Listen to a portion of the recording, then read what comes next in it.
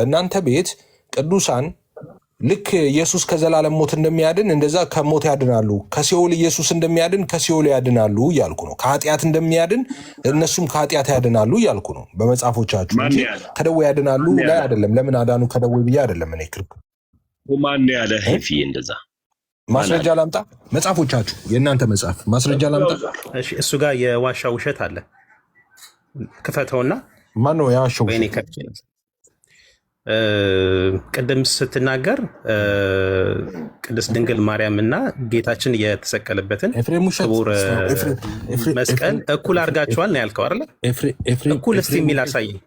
ኤፍሬም ውሸት ዋሸ። በስመ አብ እንዴት የሚያስደንቅ ነገር ነው። እስቲ ዛሬ ገና እንኳን ኤፍሬም አንድ ውሸት ይዋሽና ኤፍሬም ይቅርታ ይጠይቅ። እስቲ ጥሩ ነገር ነው። እስቲ ያመጣው እስቲ ኤፍሬም ውሸት ይጋለጥ። የነአሱ እባብ አድኗል አላዳነም?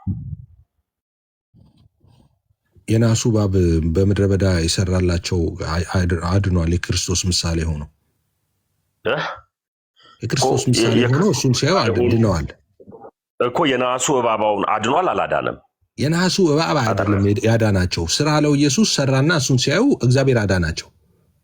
በዛ ሰዓት ላይ ኢየሱስ ተገልጦ ነበር። በዛ ሰዓት ያው የኢየሱስ ምሳሌ ነው አለ እኮ ነገረን እኮ ዮሐንስ 3:15 ላይ እኮ ነገረን እኮ የኢየሱስ ምሳሌ ነው አለን እኮ። ይኸውልህ ወንድሜ እኮ የኢየሱስ ምሳሌ ነው በዛ ሰዓት ነው እያልኩ ያለው። በዛ የበረሃው እኮ እሱማ ምሳሌው መሆኑን እኮ የክርስቶስ ኢየሱስን ከስቅላቱ ጋር አያይዞ እኮ ነግሮናል። እኔ እያልኩ ያለሁት የነሐሱ እባብ ግን በዛ ሰዓት አድኗቸዋል አላዳናቸው? እነሱ የነ ዘማርያምም ሲሉ የነበረውን ሰምቻለሁ ነው። የነ ዘማርያምም ሲሉ የነበረው ምንድን ነው? ዘማርያም ባለፈ ቪዲዮውን ዩቲዩብ ላይ ሳየው ነበረ። በዚህ ጉዳይ ላይ መልስ ለመስጠት የተሰበሰቡትን ማለት ነው። አሁን የተናገሩትን ነው እነሱ የተናገሩት ለማስተባበል የሰጡት። አሁን የነገርኩ የአምልኮ እዛ ጋር በእባብ በተለያዩ ነገሮች የሚያመልኩ ስለነበሩ ኦኬ፣ ያንን ሲቃወሙ ይህንን እባብ መግደል ማለት ልክ ሲገሉ እነሱ እየተቃወሙ ነው፣ የአምልኮ ስርዓቱንም እየተቃወሙ ነው። ስለዚህ ያንን የአምልኮ ስርዓት ከተቃወሙ ደግሞ እነዚህ ሰዎች በቃ ክርስቲያኖች ይሆናሉ ማለት ነው፣ ከእግዚአብሔር ጋር ይታረቃሉ ምናምን ብለው ማስተባበል አይሆንም። የማስተባበያ ለምን አይሆንም? አንደኛ ክርስቲያኖች ናቸው ሰዎቹ። ክርስቲያን ነው የተባለው። እነዚህ ሰዎች አሕዛብ አይደሉም፣ ክርስቲያኖች ናቸው መጀመሪያ። አንደኛ። ሁለተኛ ክርስቲያኖች መሆናቸው ብቻ አይደሉም እንዴ። እሁድና ሐሙስ ቀን ለምን ተመረጠ? ወደ ክርስትና ሊመጡ ነው እስከተባለ የባዕድ አምልኮ መቃወም ነው ከተባለ ሰው የባዕድ አምልኮን ሰይጣንን የሚቃወመው እሁድና ሐሙስ ነው እንዴ? ዲያብሎስን ተቃውሙ ከእናንተ ይሸሻል፣ ወደ እግዚአብሔር ቅረቡ ወደ እናንተ ይቀርባል ይላል መጽሐፉ። ዲያብሎስን እሁድና ሐሙስ ጠብቀን ነው? ሮብ መቃወም አንችልም? ዲያብሎስን ሰኞ መቃወም አንችልም? አዳምጠ ኤፌ በጊዜው እያመኑ ናቸው እና ሐሙስና እሁድ እባብን እየገደለ ሲል አንተ እንዴት ነው የተረጎምከው? ያንተ ትርጉም ያው መጽሐፍ ቅዱስን በግላችሁ ነው እንትን የምትሉት፣ እንደ ግል ሀሳብ ነው። እዚህ ጋም ደግሞ መታችሁ አይደለም መጽሐፍ ቅዱስ አስተማሪ ያስፈልገውም ጳውሎስ አልኩኝ ኤፍዬ። ከዛ ወደ ጥቅስ ሄድልሃለሁ። መጽሐፍ ቅዱስ በሁለት መንገድ ነው። አንደኛ አሁን አንተ መጽሐፍ ቅዱስን ለማስተማር ከሆነ የምትዘጋጀው አስተማሪ ያስፈልግሃል፣ መማር ያስፈልግሃል። ግን ለህይወት ከሆነ የምታነበው መጽሐፍ ቅዱስን መንፈስ ቅዱስ ልጆችሽ ከእግዚአብሔር የተማሩ ይሆናሉ ተብሎ ተጽፏል። መጽሐፍ ቅዱስ መንፈስ ቅዱስን የተቀበለ ሰው ከሆነ መንፈስ ቅዱስ ያስተምረዋል፣ ይገባዋል። ሰው እያነበበ መንፈስ ቅዱስ ያስረዳል መጽሐፍ ቅዱስ። መልካም ኤፍዬ፣ መጽሐፍ ቅዱስ አስተማሪ እንዲያስፈልግ የሚያስፈልገው ነገር መጽሐፍ ቅዱስ አለማንበብ አለብን አይደለም የኔ ሐሳብ። መጽሐፍ ቅዱስማ ጌታን ላልተቀበሉ ሰዎች መንፈስ ቅዱስ ስለሌላቸው ያስፈልጋቸዋል አስተማሪ።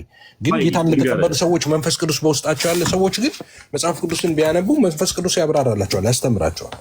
የሚያስረዳኝ ሳይኖር እንዴት አውቃለሁ ያለው እኮ መንፈስ ቅዱስን ስላልተቀበለ ነው።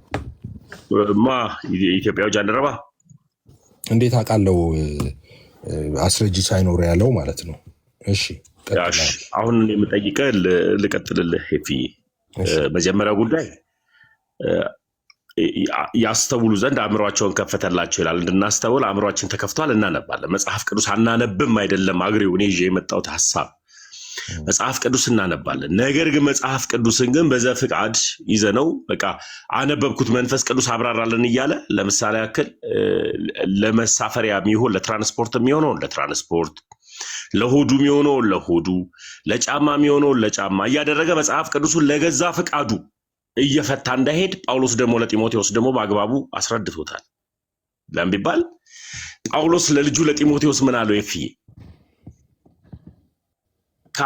ከአንተ በኋላ የሚመጡት ለጆሮ ለምቾታቸው ለድሎታቸው የሚሆነውን ትምህርትን ይሰብካሉ፣ አንተ ግን ምከር፣ ገስጽ፣ ዝለፍ ይለዋል።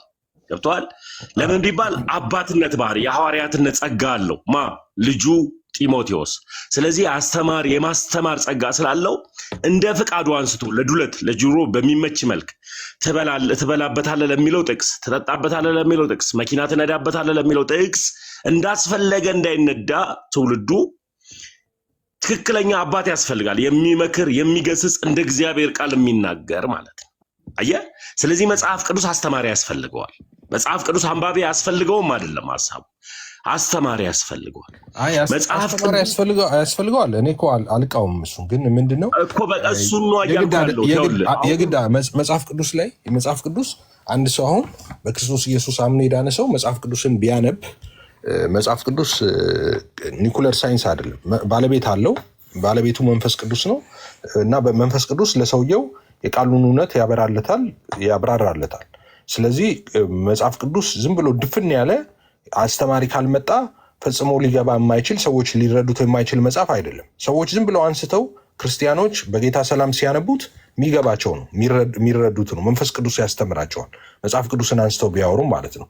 እንዳልኩ ግን ሰዎቹ አድቫንስ በደንብ መጽሐፍ ቅዱስን በጥልቀት አውቅተው ለሰዎች ለማስተማር እንደዛ በሚሆን መንገድ መዘጋጀት ከፈለጉ ያው የግድ መማር አለባቸው መጽሐፍ ቅዱስን።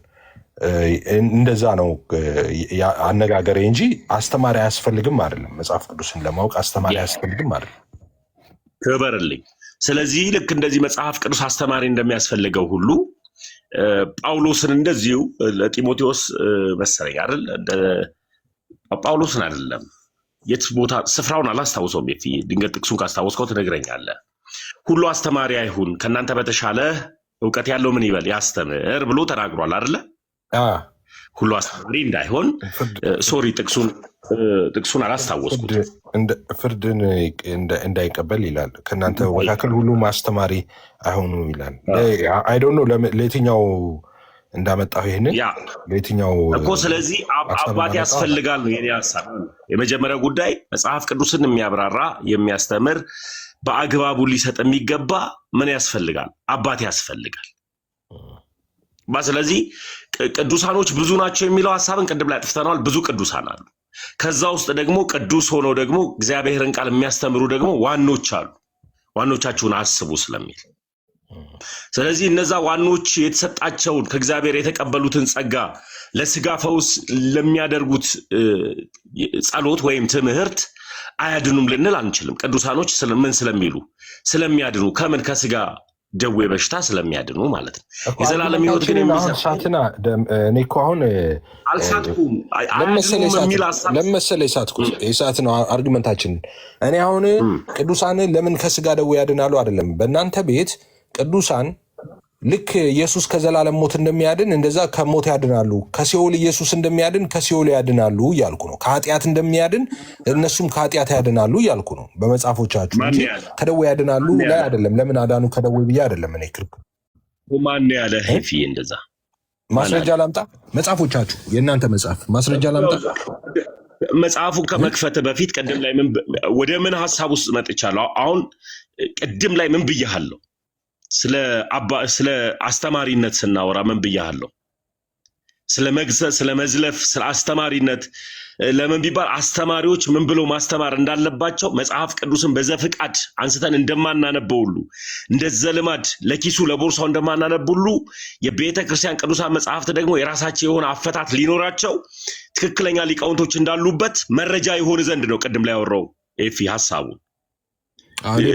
መጀመሪያ ላይ ሳወራ የነበረው ይህንን ሐሳብ እንደምታመጣው ስለማውቅ ነበረ። አባቶች እንደሚያስፈልጉ ሊቃውንቶች እንደሚያስፈልጉ መጽሐፍን እንደገዛ ፈቃዳችን እያነበብን ለዱለታችንና ለምቾታችን ብቻ እንድንጠቀመው ሳይሆን ፈቺና አስፈቺ ወይም ደግሞ አውዱን እንዳውድ የመጽሐፉን ሐሳብን ለምን እንደሆነ እንዳስቀመጡ ሊቃውንቶች እንደሚያስፈልጉት ስለማውቅ ነው ያንን ነገር የነገርኩ የነበረው። ይፊ አኮ እንደሱ አሁን ችግሩ ምን መሰለ፣ አሁን ፈቺ ያስፈልገዋል የምትሉት ሁሉ ነገር ፈቺ ያስፈልገውም። ኦኬ፣ በግልጽ የተጻፈ ነገር ለፍቺ አሻሚ ያልሆነ ነገር ምንም ፈቺ አያስፈልገውም። ለምሳሌ አሁን ፍቺ ብለው ሲቀልዱም አንዳንድ ጊዜ እንሰማለን። ለምሳሌ ተሙዬ ለምሳሌ የምታስታውስ ከሆነ አንድ እንትን ነበረች አይደለ? አቡነ ተክለ ሃይማኖት ገድል ላይ የነበረች ቁጥር 7 አካባቢ የነበረች እንትን ነበረች።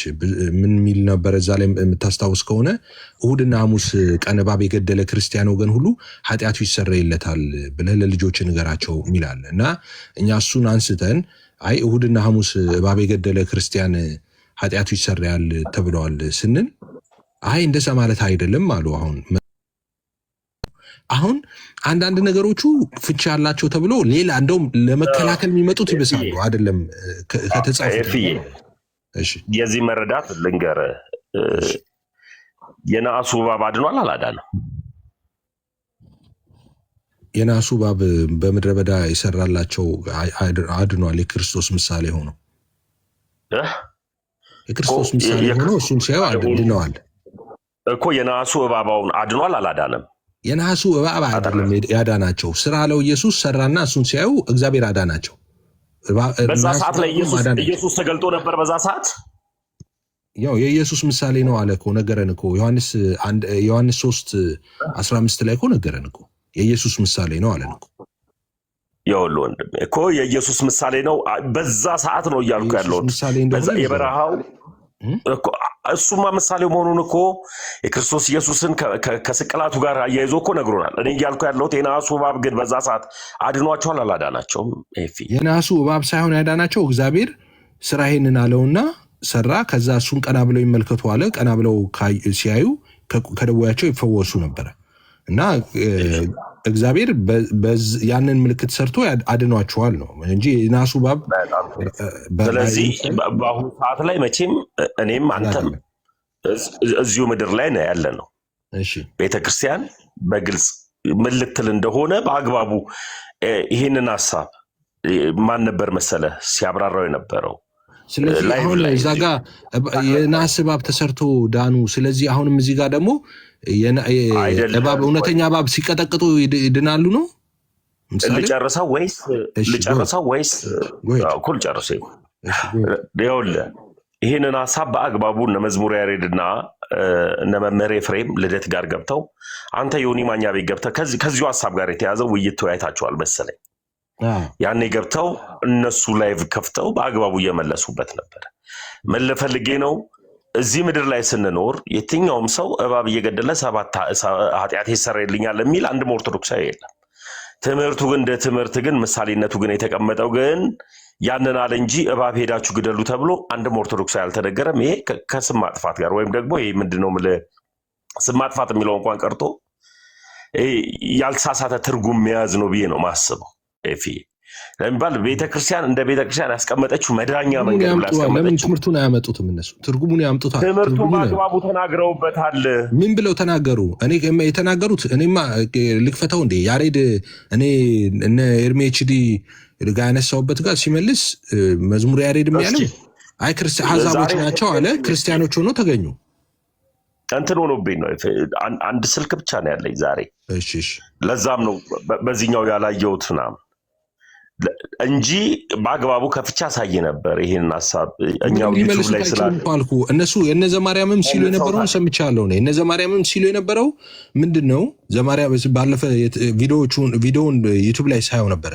በዚህ ጉዳይ ላይ መልስ ለመስጠት የተሰበሰቡትን ማለት ነው። አሁን የተናገሩትን ነው እነሱ የተናገሩት ለማስተባበል የሰጡት።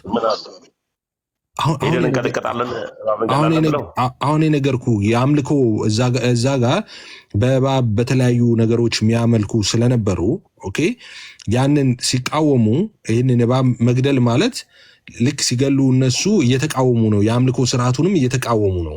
ስለዚህ ያንን የአምልኮ ስርዓት ከተቃወሙ ደግሞ እነዚህ ሰዎች በቃ ክርስቲያኖች ይሆናሉ ማለት ነው፣ ከእግዚአብሔር ጋር ይታረቃሉ ምናምን ብለው ማስተባበያ። አይሆንም። ይሄ ማስተባበያ ለምን አይሆንም? አንደኛ ክርስቲያኖች ናቸው ሰዎቹ። ክርስቲያን ነው የተባለው።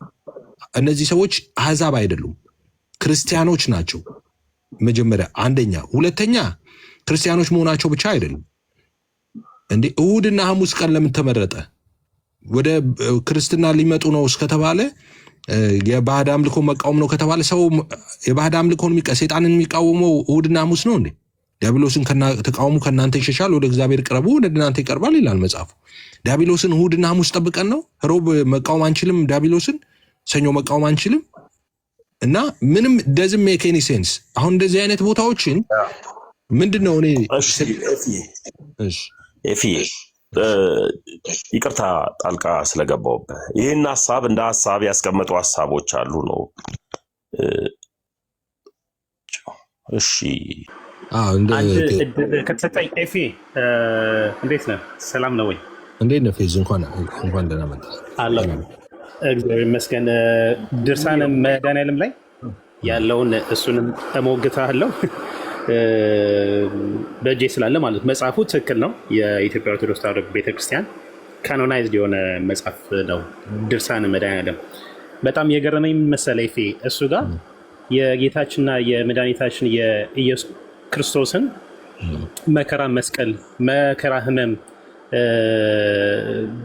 ህማሙን ሳይታያችሁ በቃ ያቺ ምንድነው እሁድ የሚነበበው ለዛውም የመጨረሻው ፓርት እሱ ብቻ እንዴት ታያችሁ የሚለው እሱም ቢሆን ግን ከግዙ ጋር አንድ ላይ ስላለኝ እኔ ከፍቼ ያሳያለሁ። አሁን ግን ገድለ ተክለ ሃይማኖት ላይ አንድ እንጨርሳል። እዚህ አንድ እንጨርስ። ቆይ ይሄን እዚህ ላይ ልስጥና ምክንያቱም በተሙማ ስለገባው እንደሱ ሳይሆን አሁን ሁለት ድስት ልንጥድ ነው። አሁን ምረጥና ከሁለቱ ከዛ መጀመሪያ አንዱን እንጨርስና ልክ አንዱን ጨርሰን ከዛ በኋላ ወደ ሁለተኛው እንሻገራለን። አለበለዚያ ለሰውም ቅልቅል ነው የሚለው ሁለት ነገር ካነሳን። አንዱን ምረጥ አንተ። ድርሳነ መድኃኔዓለም ዘውድን ምረጥ ወይ አሁኑን ምረጥና አንዱ ላይ እናውራ። ከዛ በኋላ ስንጨርስ እሱን ወደ ሁለተኛው እንሄዳለን። ኖ አሁን ከተሙ ጋር ስታወሩበት የነበረው ገድለ ተክለ ሃይማኖት ላይ ሐሙስና እሁድ እባብን እየገደለ ይላል። እባብ የሚለው እዚህ ጋር አይ ቲንክ አንተ ቪዲዮን በደንብ ተመልክታል። ስለዚህ በእባብ የተመሰለው ሰይጣን ወይም አምልኮተ ጣዖት ሊሆን ይችላል። በጊዜው ሰይጣንን የገደለ ማለት ነው። ቆይ መጽሐፍ ቅዱስ ላይ አንተን ነው እዚህ ጋር ባክፋየር የሚያደርግበት የማርቆስ ወንጌል ምዕራፍ 16 ላይ እኔ ላይ ምንም ባክፋየር አያደርግም። አምጣው ያመኑ ናቸው ብላል አዳም በኤፌ በጊዜው ያመኑ ናቸው እና ሐሙስና እሁድ እባብን እየገደለ ሲል አንተ እንዴት ነው የተረጎምከው? ያንተ ትርጉም ያው መጽሐፍ ቅዱስን በግላችሁ ነው እንትን የምትሉት እንደ ግል ሀሳብ ነው። እዚህ ጋም ደግሞ መታችሁ ላርም መጽሐፍ ቅዱስን እንደ ግላችሁ ነው የምትተረጉም ያልከው። ይሄ አሁን ስህተት ነው ፌዝ። እኛ መጽሐፍ ቅዱስን እንደ ግላችን አንተረጉም። እኛ ጴንጤ ቤት ነው የመጣው። ጴንጤዎች መጽሐፍ ቅዱስን ስንተረጉም ኤችጂኤል የሚባል የስነ አፈታት ህግ እንጠቀማለን። ኦኬ ኤችጂኤል ማለት አብሶሉት ነው፣ በነገራችን ላይ ከሁሉም የተሻለ ማለት ነው። ኤችጂኤል ማለት ትንትኑን ታውቃለህ፣ ሂስቶሪካል፣ ግራማቲካል፣ ሊትራል የሚለውን የስነ አፈታት ህግ። እሺ እያቋረጥከኝ ነው። እሺ እየተጨቆምኩ ነው። ሶሪ እያቋረጠ አይሆንም። አም ሶሪ እኔ እንደዚህ አይነት ነገር ብዙ ስለማልታገስ ስለማይለኝ እያቋረጥከኝ። ስለዚህ ልጨርስ። ቤካ ግን ከኤፊ ጋር ምንም ስለምንስማማ ምንም ችግር የለውም። መሀል ባትገባ ማለት ነው። መግባት ይችላል። እኔን ሁሉ ሊያስወርደኝ ይችላል። አንተ መስማማት ያለ መስማማት ሳይሆን ከስር ያሉት ወንድሞቻችን ሙሉ ሀሳቡ እንዲይዙ ነው። ኤፊ ጀምሮ ሀሳቡን እንደዚያ እኛ እንደ ልባችን መጽሐፍ ቅዱስ አይደለም የምንተረጉመው። እኛ መጽሐፍ ቅዱስን ኤችጂኤል የሚባል የስነ አፈታት ህግ አለን። ሂስቶሪካል፣ ግራማቲካል፣ ሊትራል የሚባል የስነ አፈታት ህግ አለ። እሱን ተከትለን ነው የምንፈታው። ለምሳሌ አንድ ጥቅስ ፒክ ብታደረግ ከዛ ጥቅሱን እናነባለን።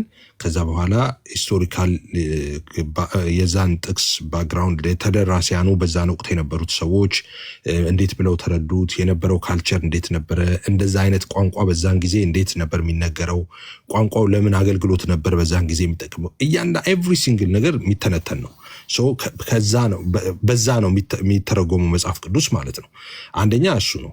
ከዛ በኋላ እሱን ከጨረስን በኋላ እንደገና ደግሞ መጽሐፍ የተለያዩ ቸርች ፋዘርስ ሊሆኑ ይችላሉ፣ አርሊ ቸርች ፋዘርስ፣ እንደገና አርሊ ኢንሸንት ስኮላር ሊሆኑ ይችላሉ፣ ሞደርን ስኮላር ኮመንተሪዎችን እያንዳንዳቸውን እናገላብጣለን። በጉዳዩ ላይ ያለውን ሀሳብ እንረዳለን።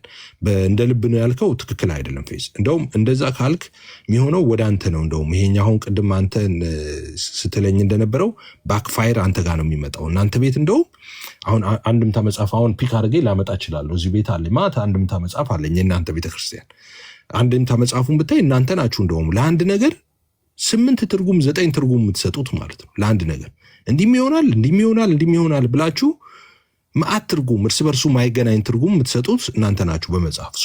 እንደ ልብ ነው የምትተረጉሙት እናንተ አትበል። እኛ ቤት እንደ ልብ አይተረጉሙም መጽሐፍ።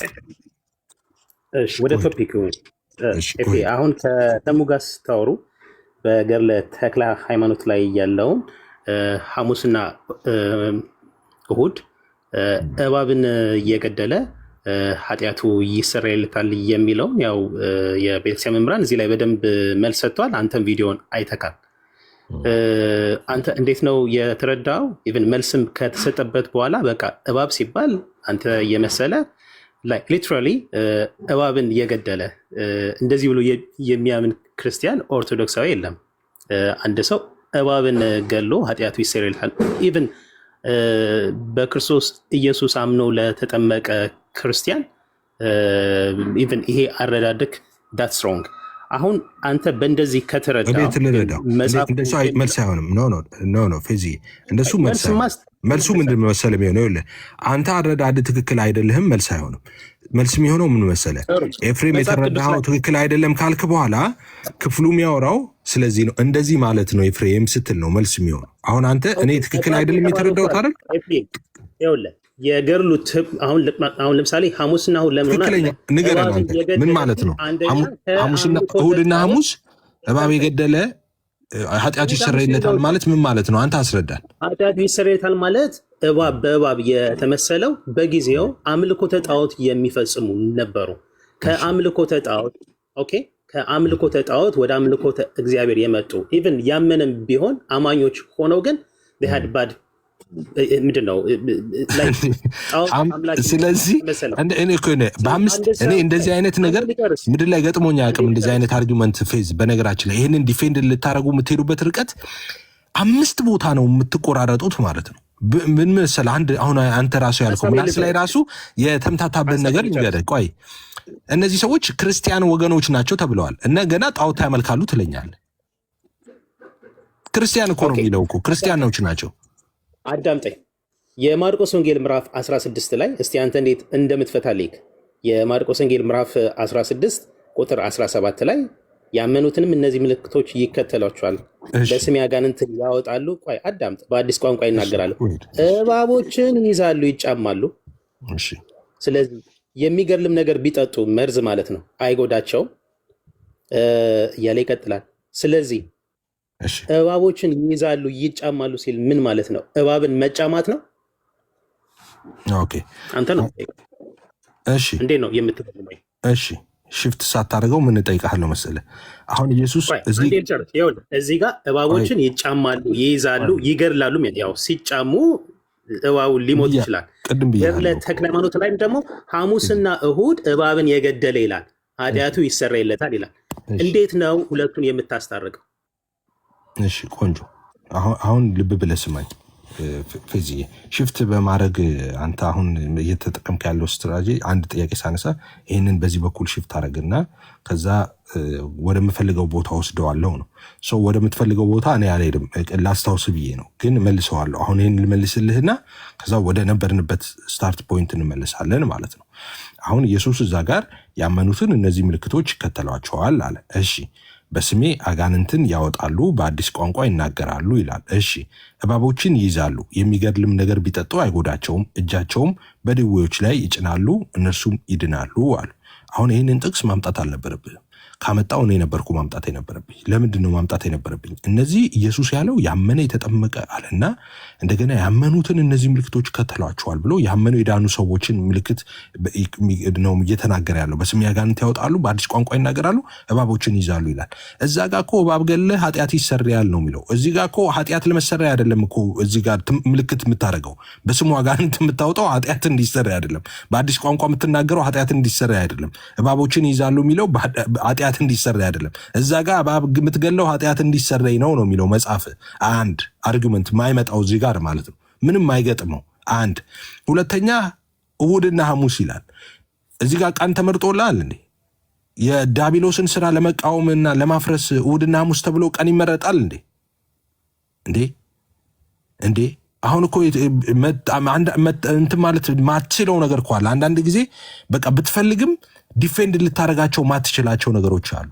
በቃ ዝም ማለት ነው። እንደዛ ዝም ብለህ ማለት ነው። እያልኩ ያሉት ምንድን ነው? እባቦችን ይይዛሉ ይጫማሉ ሲል ምንድን ነው? ተርጉምልኝ ያሉ። እባብን መጫማት ነው መግደል ነው ሊትራሊ? እሱን የጠየቅኩ። እባቦችን ይይዛሉ ኢኔሴንስ መጽሐፍ እዚህ ክፍል ላይ የሚናገረው ማለት ነው።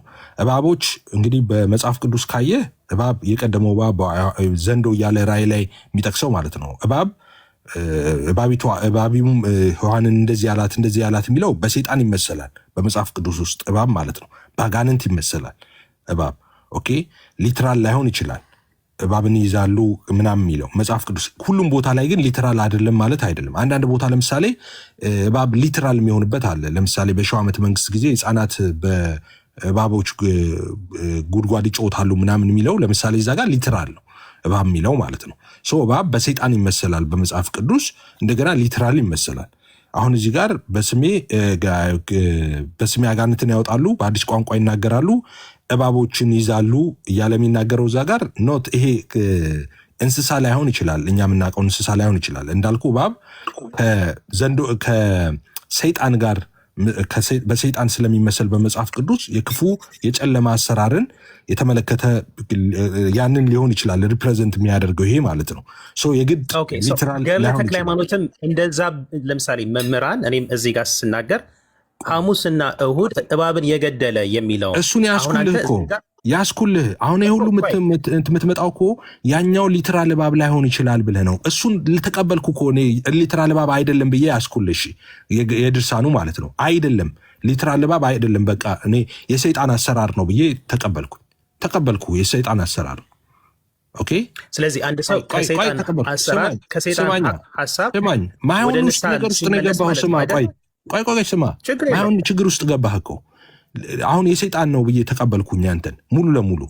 እባብ የሚለው ሊትራል እባብ አይደለም ብዬ ተቀበልኩ እናንተ እንደተረጎማችሁት።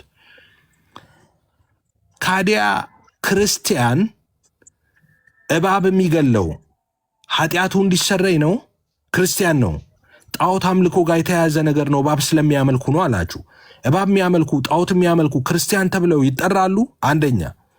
ሁለተኛ ይሄንን ምን ተው ብለህ ብትጠው የጨለማን አሰራር ወይም ሰይጣንን ወይም ጥንቆላን የምትቃወመው እሁድና ሐሙስ ነው? ቀን መርጠ ነው?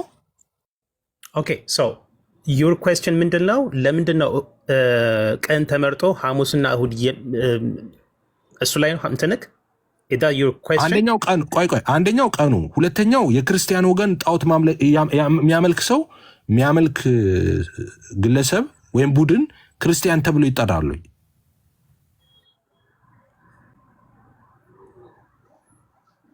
ክርስቲያን ሆኖ እኮ ለምሳሌ በባድ አምልኮ የሚፈጽም አለ አይደለ? እነሱ ክርስቲያን ተብለው ይጠራሉ።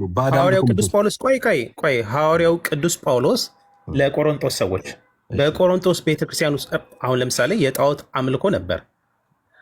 ለምሳሌ አንደኛ ቆሮንቶስ ምዕራፍ 10 ላይ ምንድን ነው ክርስቲያን ተብሎ የሚጠራቸውን ነው የምታሳየኝ አንተ። የምጠራቸው ዝም ብለህ ነው ጥቅስ የምትደፍረው። እሺ ጎሄድ። ኦኬ አንደኛ ቆሮንቶስ ምዕራፍ 11 ጋይድ። እሺ አንደኛ ቆሮንቶስ ምዕራፍ 11 ሄድኩኝ። አንደኛ ቆሮንቶስ ምዕራፍ 10 ጋር እሺ ምዕራፍ 10 ምን የሚል አለ? ታቦት ከጣዖት ጋር ምን ህብረት አለው የሚል አለ አይደለ?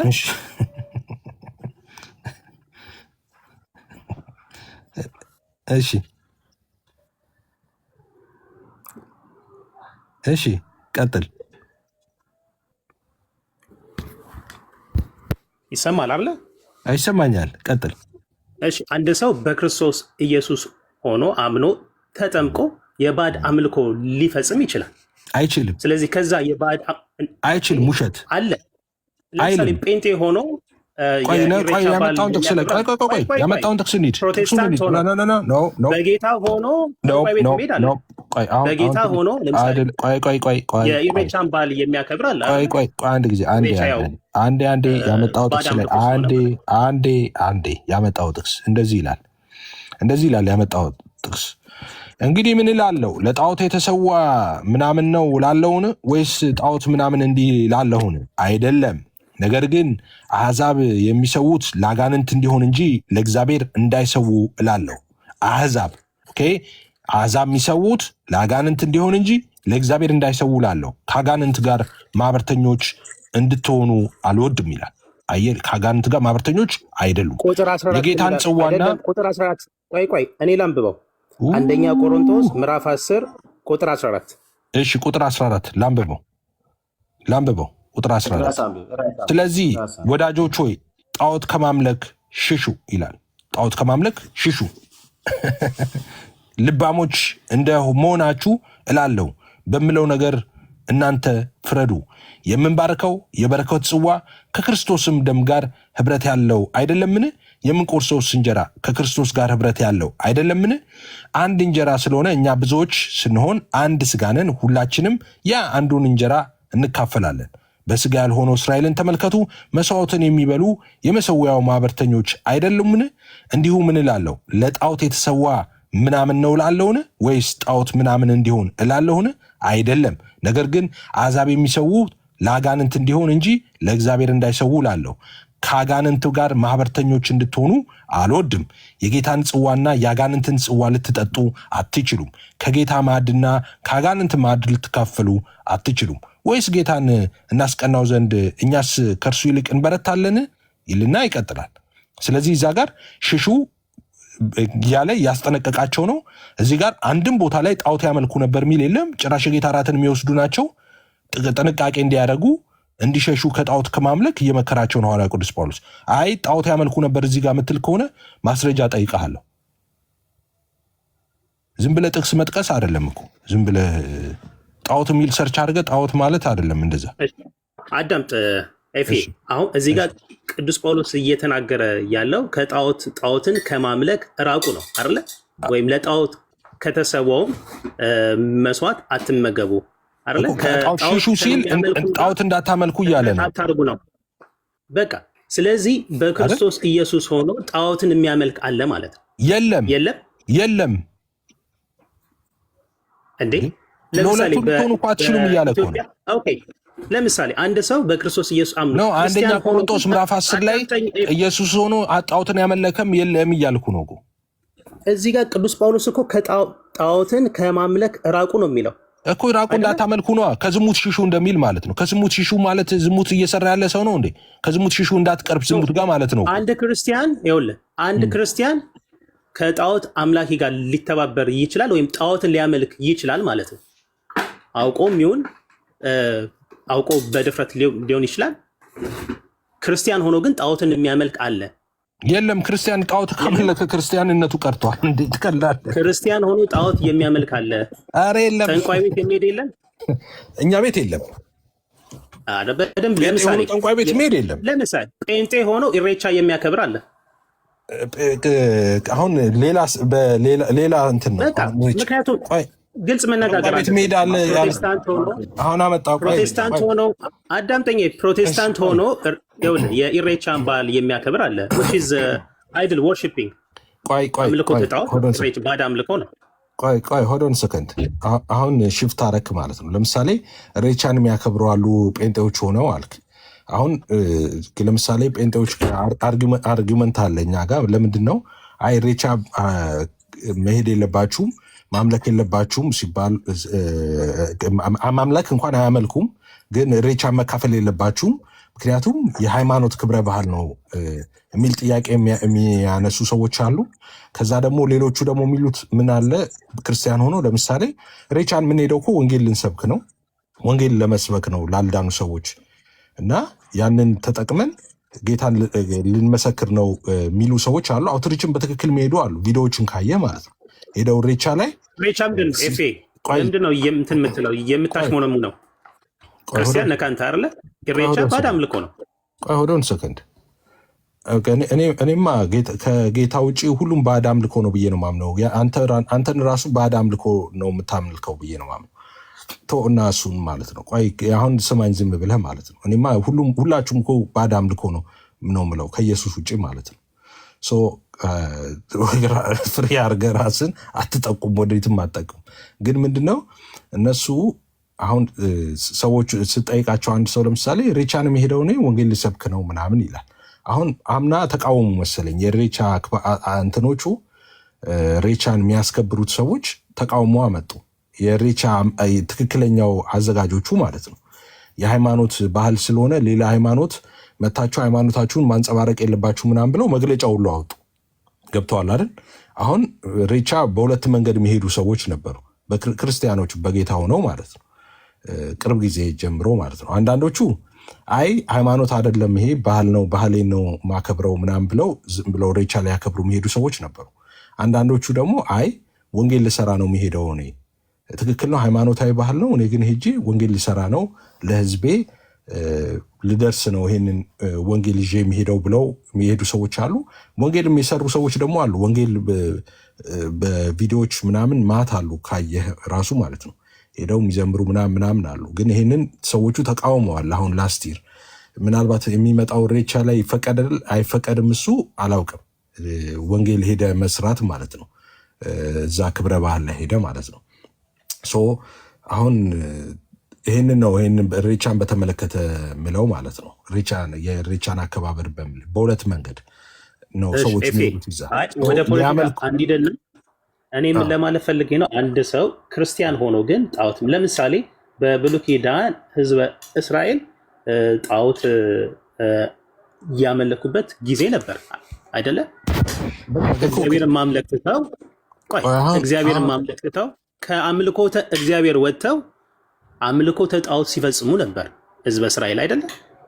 የእግዚአብሔር ህዝብ የተባለ እግዚአብሔርን የሚያመልክ ህዝብ እግዚአብሔርን የሚያመልክ ህዝብ እግዚአብሔርን ከማምለክ ወጥቶ አምልኮተ ጣዖት ሲፈጽም ነበር። ስለዚህ አሁን አንተ እየተሟገትክ ያለው ገድለ ተክለ ሃይማኖት ላይ ያለው ክርስቲያን ሆነው ጣዖት የሚያመልኩ አሉ እያልከኝ ነው። ኦርቶዶክስ ሆነው ጣዖት የሚያመልኩ ደግሞ አሉ። ኦርቶዶክስ ሆነው ጣዖት የሚያመልኩ አሉ እያልክ ነው። ካቶሊክም ሆኖ ኦሪየንታልም ኢስተርንም ሆኖ ጠንቋይ ቤት የሚሄድ አለ። እኛ ጋር የለም። አሁን ጴንጤ ጋር ግን የለም።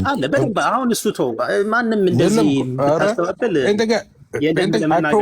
ጴንጤ ስጀመር ጠንቋዩም አይቀበልህም። ጴንጤ የሆነ ጠንቋይ ገድለ ተክለ ሃይማኖትን ተውና ድርሳነ መድኃኔዓለም ጋር ደግሞ ሄድ መጽሐፉን ቆይ እዚህ ጋር ቆይ ሐሙስ ከዚህ በላይ ለመሰለህ አንተ ምንድነው የተስማማ ነው?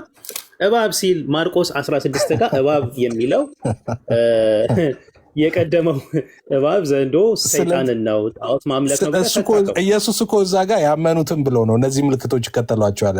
ስለዚህ እዚህ ጋር ደግሞ አንተ እያልከኝ ያለው ኃጢአቱ ገና የሚሰረይለት ሰው ነው፣ ሲገድል ነው የሚሰረይለት እና እንደገና ሰይጣንን ደግሞ መርጠው ነው ቀን መርጠው ነው ሐሙስና ዓርብ ነው መርጠው ሰይጣን ሐሙስና እሑድ ባጭሩ ማለት ነው ሐሙስና እሑድ ነው የሚዋጉት ማለት ነው። ከዛ ሲዋጉት ደግሞ ኃጢአታቸው አዳምጠኝ። አንድ ሰው ከአምልኮተ ጣዖት ወደ አምልኮተ እግዚአብሔር ቢመለስ ወይም ጣዖትን ማምለክ ቢያቆም በንሳ ገብቶ ኃጢአቱ ይሰረይለታል።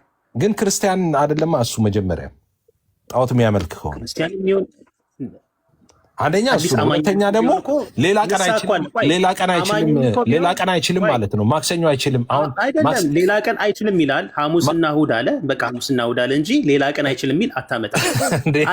ሌላ ቀን ቢችልም ሐሙስና እሑድ ተብሎ እኮ አይገለጽም። አዳምጠኝ። አዲስ አማኝም ቢሆን ለምሳሌ አሁን አዲስ አማኝም እኮ ሲመጣ ወደ ማመን ሲመጣ ከመጠመቁ በፊት ንስሐ ኃጢአት ይሰረይለታል። እኔ አሁን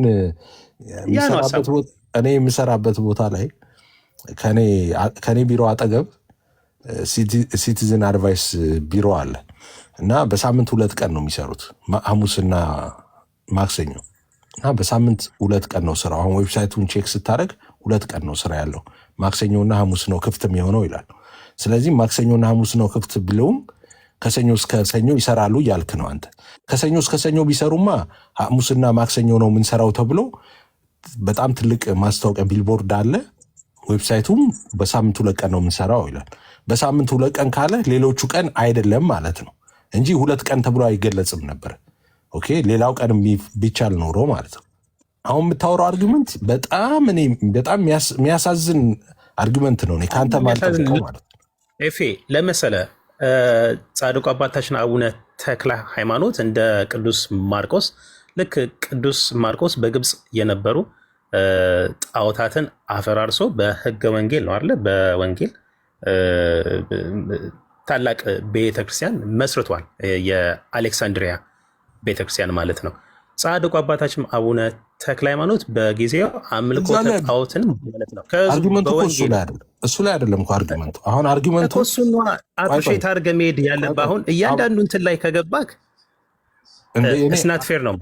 ኖ አሁን አርጊመንቱ እኮ አቡነ ተክለ ሃይማኖት እኮ ጻድቅ ናቸው አይደሉም፣ ስራ ሰርተዋል አልሰሩም፣ እንደዚህ እኮ አይደለም። አርጊመንቱ ያለው እኮ መጽሐፉ ላይ የተጻፈው በእሳቸው ስም የተጻፈው መጽሐፍ ላይ ትክክል አይደለም፣ ከእግዚአብሔር ቃል ጋር የሚጋጭ ከእግዚአብሔር እውነት ጋር የሚጋጭ ትክክል ያልሆነ ነገር አለ ብለን ነው እንጂ የምንሞግተው። እኛ እኮ ገድላትና ድርሳናትን ራሱ ስንሞግት እኮ ፌዝ ገድላትና ድርሳናት እኮ አያስፈልጉም፣ ገድላትና ድርሳናት በመሆናቸው ብቻ እንድንቃወማቸው እንደዛ እኮ አይደለም። እኛ ገድላትና ድርሳናትን የምንቃወመው ከእግዚአብሔር ጋር ስለሚቃወሙ ከእግዚአብሔር ጋር ቃል ጋር ስለሚጋጩ ተቃራኒ ስለሚቆሙ ነው እንጂ እኛ እኮ ገድላትና ድርሳናት በመሆናቸው አይደለም የምንቃወማቸው ገድላትና ድርሳናቱ። እና አርጊመንቱ ባነሳ ነው ብቻ አርጊመንት ነው መሆን ያለበት። እሺ እዚህ ላይ በዚህ እንትንና ሌትስ ሙቭ ኦን ድርሳነ መድኃኔዓለም ላይ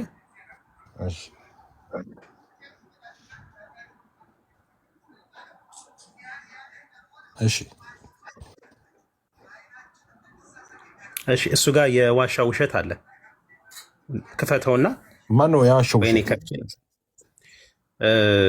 ቅድም ስትናገር ቅድስት ድንግል ማርያም እና ጌታችን የተሰቀለበትን ክቡር መስቀል እኩል አድርጋችኋል ነው ያልከው አይደለ? እኩል እስቲ የሚል አሳየኝ። ኤፍሬም ውሸት ዋሸ። በስመ አብ እንዴት የሚያስደንቅ ነገር ነው። እስቲ ዛሬ ገና እንኳን ኤፍሬም አንድ ውሸት ይዋሽና ኤፍሬም ይቅርታ ይጠይቅ። እስቲ ጥሩ ነገር ነው። እስቲ ያመጣው እስቲ ኤፍሬም ውሸት ይጋለጥ። እስቲ ኤፍሬም ውሸት ይጋለጥ በሉ እስቲ ኮሜንት ላይ አንድ ጊዜ የኤፍሬም ውሸት ይጋለጥ እያላችሁ ጻፉ አንድ ጊዜ። እና ዛሬ ገና እንኳን እስቲ በቃ ንስሐ ልግባ እስቲ አደባባይ ላይ ይኸው መጽሐፉን አውጥቻለሁ። ይኸው ውሸት የተባለው መጽሐፍ አውጥቻለሁ። ምንድን ነው የዋሸሁት? በነገራችን ላይ ቅድም ሳወራ እያነበብኩ ነበር ያወራሁት ማለት ነው። ወደ ግዙ እንሄዳለን። ይሄ ከግዙ እየተተረጎመ ነው። እኔም አለኝ ባይ ዘ ዌይ ከነ ግዙ አለኝ። እሺ ቆይ ወደ ግዙ ምንም አንሄድም። ኤፍሬም የዋሸው ብልሃል። ስለዚህ ውሸቱ መጋለጥ ቀጥል። አሁን አንተ ምንድን ነው ያልከው? እዚህ ጋር እመቤታችን ቅድስት ድንግል ማርያምን ከመስቀሉ ጋር እኩል ናቸው አልካ። እኩል ነው የሚላለ ትክክል ነው ማለት ነው። ትክክል ማለት እኩል ማለት ነው። አሁን እዚህ ጋር ነው የምልህ ኮንቴክስቹዋሊ። አዎ ነው። እሺ አሳየኝ። ላምበው ደግሞ በጣም ያሳፍራል ይህንን ማለት ራሱ። ኖ እኔ ግዙ እኮ ስላለኝ ነው። ምንም አታውቅም፣ ግዕዝ አታውቅም። አሁን ዛሬ ላስተምር ነው ማለት ነው። ይህን ማታውቅ ከሆነ ትክክል ማለት ማታውቅ ከሆነ ግዕዝ ሁሉ ላስተምር ነው ማለት ነው ዛሬ። ዌልካም። እሺ ላንብብ። ይህንን መጀመሪያ ምንድን ነው የሚለው? ይህ መስቀል ይላል። እሺ እንደ እግዚአብሔር የከበረ እንደ ድንግል ማርያም ከፍ ያለ ነው። ሶስትነታቸው ትክክል የሚሆን እንደ አብ እንደ ወልድ እንደ መንፈስ ቅዱስ ፈጽሞ የማይለይ ነው ይላል። የአብ የወልድ አብ ወልድ መንፈስ ቅዱስ ሶስትነታቸው ትክክል ነው ስንል ምን እያለን ነው? ፌዝ ቅዳሴ አመጣብሃለሁ፣ ትጨነቃለህ። በነገራችን ላይ ይህም ብትዋሽ አሁን ቅዳሴ ሊከፍትልህ ነው ቀጥሎ ማለት ነው። ትክክልን ለምን እንደምትጠቀሙበት ቅዳሴ ላይ ማለት ነው። አሁን ይህንን ፍታ። ሶስትነታቸው አብ፣ ወልድ፣ መንፈስ ቅዱስ ትክክል ናቸው ስንል ምን እያለ ነው? እሺ ወደ ግዙ ሄዳ አንተ ሀሳብን ጨርስ። ምክንያቱም ወዴትም አልሄድም። ትክክል ማለት ሶስትነታቸው ትክክል ነው ማለት አብ፣ ወልድ፣ መንፈስ ቅዱስ ሶስትነታቸው ትክክል ነው ስንል ምን እያለ ነው? እውነት ነው ማለት ነው። ትክክል እውነት። አንተ ዳቆነ? አዎ ትክክል የሚሆን ማለት አዳምጠኝ። ሶስትነታቸው ትክክል ነው ማለት እውነት ነው ማለት ነው። አይለያይም፣ የማይለይ ነው ማለት ነው። ዳቆን አንተ?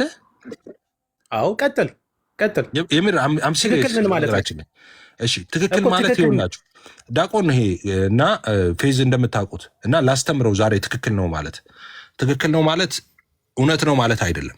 እና ላስተምርህ ዛሬ ትክክል ማለት ነው። ትክክለኛውን መልስ ምረጡ። ምን ማለት ነው? ጻፍ። አሁን ጻፍ። ትክክለኛ ምን ማለት ነው? ትክክለኛ አሁን ኧረ እባክህ ላውራ ወይ ሚዩት ላድርግና አንተ ታወራለህ እንዴ? ላውራ። አሁን ዛሬ ላስተምርህ ነው። ትክክል ማለት እውነት ነው ማለት አይደለም።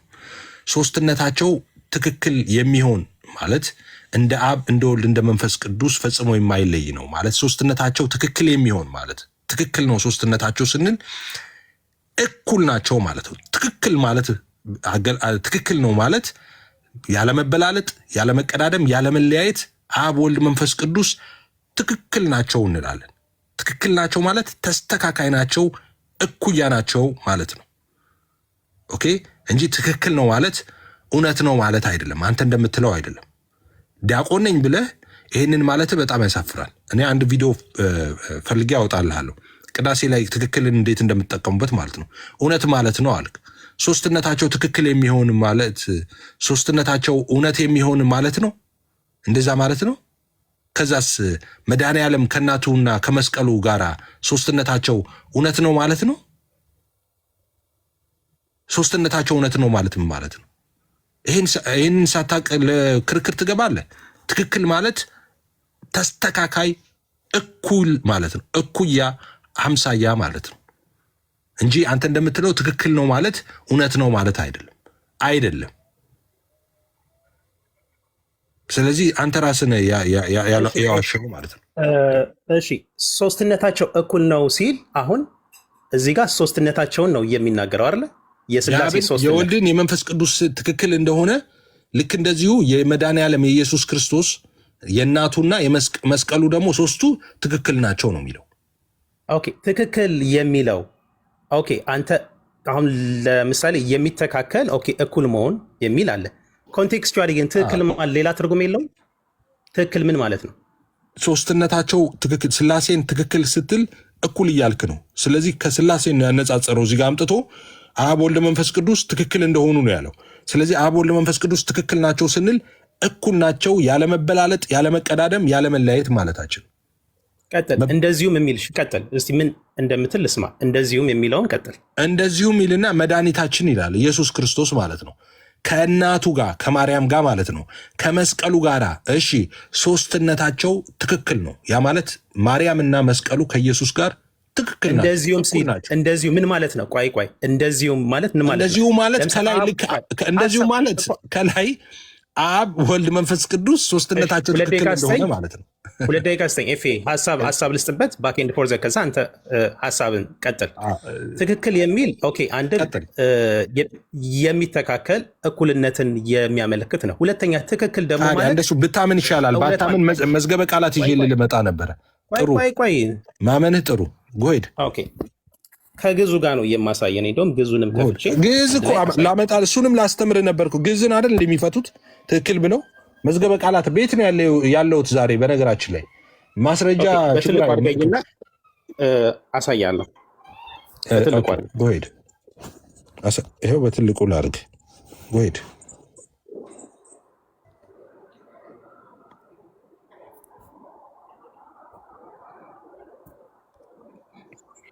ኦኬ ይታያል አይደለ? እቺኛዋን እንደዚህ ላድርጋት። እሺ ይታያል። አዎ ይታያል። ይታያል። ለእናንተ ታች ላላችሁ ይታያል አይደል? ስለዚህ ግዕዝ አውቃለሁ ስላልክ አሁን እዚህ ጋር ግዕዙ ላይ የምታመጣልኝ እኩል ነው የሚል ነው። አንብብና ተርጉም አንተ ራስህ መጀመሪያ ከግዙ ነው የተተረጎመው አማርኛው። ቆይ አንብብ፣ ችግር የለውም አንብብ፣ አንብብ። ኦኬ እዚህ ጋር ይላል ዝንቱ መስቀል ክቡር ከመ እግዚአብሔር ወልዑል ከመ ማርያም ድንግል ዘይትፈለጥ። ምን ማለት ነው? ዘይትፈለጥ የማይለይ አይደለ? ተርጉም ልክ እንደዛው እንደ አማርኛው ማለት ነው። ቀጥል። እሺ ዘይትፈለጥ ወዘይትለይልና ከመ አብ ወወልድ ወመንፈስ ቅዱስ ሩይ ሥላሴሆሙ አይደለ? አዎ። እሺ ወከማው መድኃኒነ ምስለሙ ወመስቀሉ ሩያን ሥላሴሆሙ ይላል። ምን ማለት ነው? ወደ አማርኛው እንሂድ። እሱም ወደ አማርኛው እኔ ራሴ አልተርጉም እንደ የዛው ተርጉመው ችግር የለውም። ግዕዝኛው መልስና ግዕዝኛውን ተርጉም እንጂ ወደ አማርኛው እንሂድ ትላለህ እንዴ? እንዴ አማርኛውማ አያዋጣኝም ብለህ መስሎኝ የመጣው እኮ ፌዝ እንዴ። አሁን ሀሳቤ ልስታ ኤፍያ እንዴ ሰጣለህ። እሺ ቀጥልሽ። እዚህ ጋር አሁን ይህ መስቀል እንደ እግዚአብሔር የከበረ እንደ ድንግል ማርያምም ከፍ ያለ ነው። ምክንያቱም አምላካችን መድኃኒታችን ኢየሱስ ክርስቶስ በመስቀል ላይ ነው ቤዛ ሆኖ ስጋውን ቆርሶ ደሙን አፍሶ እኛን ያዳንን። ስለዚህ መስቀል የከበረ ነው። መስቀል ስንል እኛ ሁሌ የምናስበው ክርስቶስን ነው። የከበረው ጋር አይደለም። ቀጥል። ቆይ ሶስትነታቸው ትክክል የሚሆን እንደ አብ እንደ ወልድ እንደ መንፈስ ቅዱስ አብ ወልድ መንፈስ ቅዱስ ባለመለየት አይደለ? ባለመለየት ማለት ነው። አብ ወልድ መንፈስ ቅዱስ ሶስትነታቸው ትክክል የሚሆን እንደ አብ እንደ ወልድ እንደ መንፈስ ቅዱስ ፈጽሞ የማይለይ ነው። እንደዚሁም አለ አብ ወልድ መንፈስ ቅዱስ የአብ የወልድ የመንፈስ ቅዱስ አንድነታቸው እንደማይለይ እንደዚሁም መድኃኒታችን ኢየሱስ ክርስቶስን ከእናቱና ከመስቀሉ ጋር ሶስትነታቸው ትክክል ነው። ክርስቶስን ከቅድስት ድንግል ማርያም መለየት አትችልም። ለምን? ቅድስት ድንግል ማርያም ክርስቶስን ያስገኘችልን እናት ናት። ቆይ አዳምጠኝ፣ 2 ደቂቃ ስጠኝ፣ እኔ ላውራ፣ ከዛ አንተ ማውራት ትችላለህ። የመጨረሻውን እንትን ነው የማነበው። ይህ መስቀል እንደ እግዚአብሔር የከበረ እንደ ድንግል ማርያም ከፍ ከፍ ያለ ነው። ይሄ መጽሐፍ ቅዱሳዊ ነው። ሶስትነታቸውም ትክክል የሚሆን እንደ አብ እንደ ወልድ እንደ መንፈስ ቅዱስም ፈጽሞ የማይለይ ነው። የሥላሴ አንድነት አይለይም ነው። እንደዚሁም ደግሞ ይልና መድኃኒታችን ኢየሱስ ክርስቶስ መድኃኒታችን ከእናቱና ከመስቀሉ ጋር ሶስትነታቸው ትክክል ነው። ምን ማለት ነው? ክርስቶስን ከቅድስት ድንግል ማርያም ከእናቱ መለየት አትችልም። ክርስቶስን እያስገኘችልን እሷ ናትና የመድኃኒት እናት ናት። ምክንያተ ዲን ናት። ክርስቶስ ሰው የሆነው የቅድስት ድንግል ማርያምን ስጋ ነፍስ ነስቶ ነው። በመስቀል ላይ ቤዛ የሆነው ስጋውን የቆረሰው ደሙን ያፈሰሰው ስለኛ በደል ኃጢአት የእመቤታችንን ቅድስት ስጋ ቅድስት ነፍሷን ነስቶ ነው። ስለዚህ ክርስቶስን ከቅድስት ድንግል ማርያም መለየት አትችልም። እንዲሁም ክርስቶስን ከመስቀሉ እኛ መስቀሉን ስናስብ ክርስቶስን ነው የምናስበው። ክርስቶስን ስናስብ መስቀሉንና ክርስቶስ በመስቀል ላይ የሰራልን ቤዛነት ነው የምናስብ። ምክንያቱም ክርስቶስ ስለኛ ቤዛ የሆነው በመስቀል ላይ ተሰቅሎ ስጋውን ቆርሶ ደሙን አፍሶ ነው ያዳነን፣ ድነትን እየሰጠን። ስለዚህ ክርስቶስን ካስገኘችልን ከቅድስት ድንግል ማርያም ክርስቶስን ከመስቀሉ አንለይም። ይሄ ነው ሀሳቡ እንጂ መስቀልና ቅድስት ድንግል ማርያምን ከስላሴ ጋር አንድ ነው የሚል ሀሳብ የለውም። መቀጠል ትችላለህ። ሀሳቡ ይሄ ነው።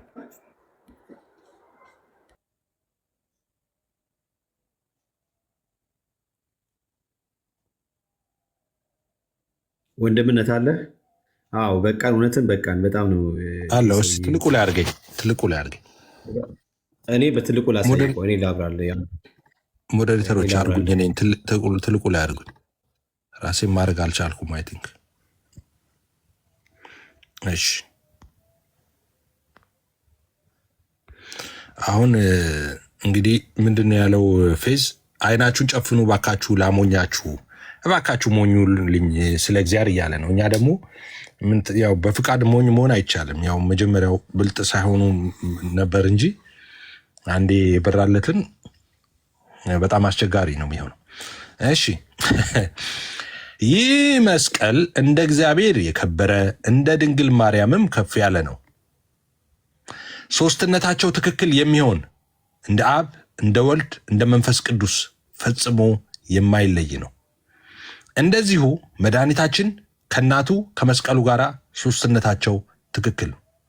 ሶስትነታቸው ትክክል ነው ሲል ከላይም ሶስትነታቸው ትክክል ነው ብሎ አብ ወልድ መንፈስ ቅዱስን ትክክል ናቸው እንዳለ ልክ እንደዛው ነው መድኃኒታችንም ማርያምና መስቀሉ ትክክል ናቸው የሚለው። ትክክል ናቸው ማለት የማይለዩ ማለት አይደለም። ትክክል ማለት እኩል፣ ተስተካካይ፣ እኩያ፣ ሀምሳያ ማለት ነው። ትክክል የሚለው በመጽሐፍ ቅዱስ ለዛ ነው። ቅዳሴ ውስጥ መዓት ትክክሎች አሉ። አብ ወልድ መንፈስ ቅዱስን ትክክል ትክክል ትክክል የሚለው ማለት ነው። ትክክል ማለት እኩያ ማለት ነው። ከመጽሐፍ ቅዱስ እንደምታስተው ከማን ጋር ታስተካክሉኛላችሁ እኔን ይላል አይደለ እግዚአብሔር። አዎ እነ ፌዝ ይኸው አስተካክለዋል በመጽሐፋቸው ከመስቀሉና ከማርያም ጋር አስተካክለናል ይለታል። እሱ ግን እግዚአብሔር ግን እኔን ከማን ጋር ታስተካክሉኛላችሁ እያለ ሲናገር ታያላችሁ በመጽሐፍ ቅዱስ ውስጥ ማለት ነው። ኦኬ እንደ መተካከል የሚለውን ነገር ስታስታውሳላችሁ መጽሐፍ ቅዱስ ላይ አልቆጠረው። ቆይ እሱንማ ላንብብላችሁ አንድ ጊዜ። ኧረ ማጭበርበር የለም እንዴ! በመጽሐፍ ቅዱስም በግዕዝም በአረማይክም በጣሊያንኛም በጃፓንኛም ትክክል ማለት እኩል ማለት ነው። አባዬ አንዴ ቆይ ማስረጃ እንደዚህማ የለም። ገላትና ድርሳናቱንማ እንከላከላለን ካላችሁ ሌላ ችግር ነው። ቆይ እሺ አንድ ጊዜ አንድ የምፈልጋትን ጥቅስ ላምጣ።